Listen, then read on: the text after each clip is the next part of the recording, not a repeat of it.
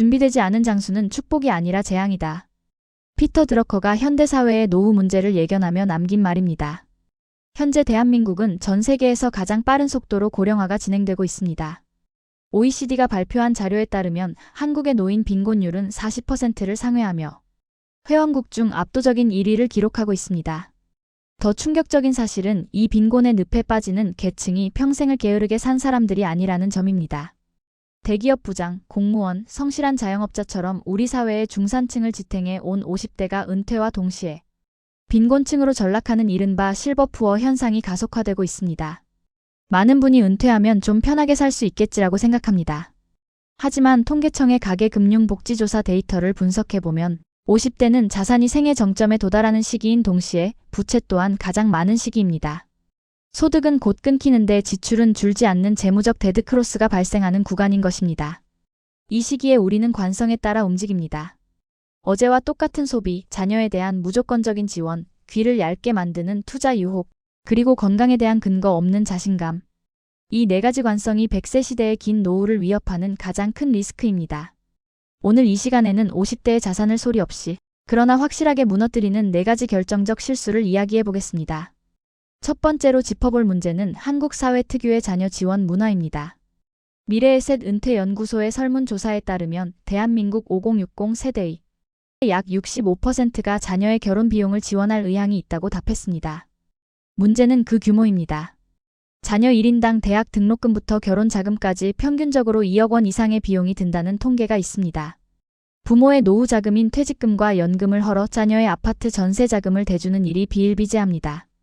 과거 고성장 시대에는 자녀에게 투자하면 훗날 자녀가 부모를 부양하는 암묵적인 세대 간 계약이 존재했습니다. 하지만 저성장 시대인 지금 자녀 세대는 부모를 부양할 경제적 여력이 없습니다. 일본에서는 이미 부모의 연금에 의존해 사는 중장년, 자녀를 일컫는 기생 독신 문제가 심각한 사회 문제로 대두되었습니다. 한국 역시 마찬가지입니다. 부모가 자신의 노후 자금을 털어 자녀를 지원하는 것은 자녀의 독립심을 해치는 것을 넘어 향후 자녀에게 부양 부담이라는 더 큰 빚을 넘겨주는 행위입니다. 이제는 냉정해져야 합니다.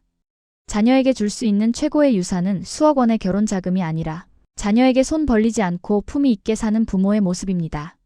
경제 전문가들은 자녀 지원 상한선을 정할 것을 권고합니다. 내 노후 자금이 100% 확보되지 않았다면 자녀 지원은 과감히 중단해야 합니다. 그것이 사랑이 없어서가 아니라 긴 안목에서 가족 모두를 지키는 유일한 길임을 인식해야 합니다. 두 번째 요인은 소득은 줄어도 소비는 줄지 않는 현상입니다. 노벨 경제학상 수상자인 프랑코 모딜리아니는 생애주기 가설을 통해 사람들은 평생에 걸쳐 소비 수준을 일정하게 유지하려 한다고 설명했습니다. 여기에 더해 제임스 듀젠베리는 소득이 감소해도 소비가 그에 맞춰 줄어들지 않는 소비의 톱니바퀴 효과를 주장했습니다. 톱니바퀴가 한쪽으로만 돌아가듯 한 번 높아진 생활 수준은 다시 낮추기가 극도로 어렵다는 뜻입니다. 50대는 직장에서 가장 높은 연봉을 받는 시기입니다. 이에 맞춰 차량, 골프, 외식, 모임 등 지출 규모도 커져 있습니다. 문제는 퇴직 후 소득이 제로가 되거나 국민연금 수준으로 급감했을 때 발생합니다. 현금 흐름은 끊겼는데 소비 패턴은 여전히 현직 부장님 시절에 머물러 있는 것입니다. 통계청 자료를 보면 60대 이상 가구의 적자 비율이 상당히 높은데 이는 줄어든 소득에 맞춰 생활비를 구조조정하지 못했기 때문입니다. 지금 당장 필요한 것은 다운사이징입니다. 단순히 커피값을 아끼는 수준이 아닙니다. 주거비용, 차량 유지비, 고정적인 품위 유지비 등 덩어리가 큰 지출을 줄여야 합니다. 은퇴 전 소득의 70% 수준이 아니라 50% 이하로 생활할 수 있는 가벼운 경제 구조를 만들어야 합니다.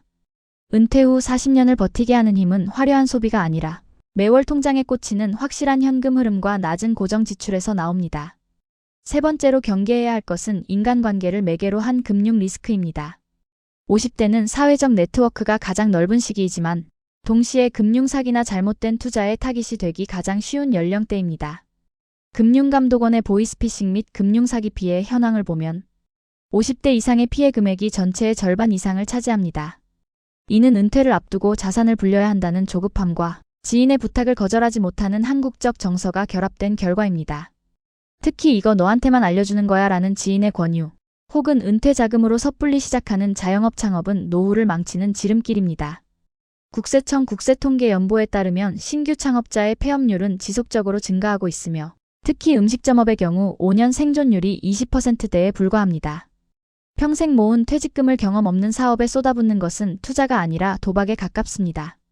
또한 지인의 보증 요청이나 사적 금전 거래는 단호하게 차단해야 합니다. 워런 버핏은 투자의 제일 원칙으로 돈을 잃지 않는 것을 꼽았습니다. 50대의 투자는 대박을 쫓는 공격적 투자가 아니라 물가 상승률을 방어하고 자산을 지키는 수비적 투자로 전환되어야 합니다. 내가 잘 모르는 분야, 원금이 보장되면서 고수익을 준다는 상품은 세상에 존재하지 않습니다. 관계가 깨지는 것이 두려워 거절하지 못한다면 결국 내 가족의 생존이 깨지게 된다는 사실을 기억하십시오. 마지막으로 간과하기 쉬운 하지만 가장 치명적인 변수는 건강입니다. 한국보건산업진흥원의 보고서에 따르면 사람이 평생 쓰는 의료비의 50% 이상을 65세 이후에 지출한다고 합니다.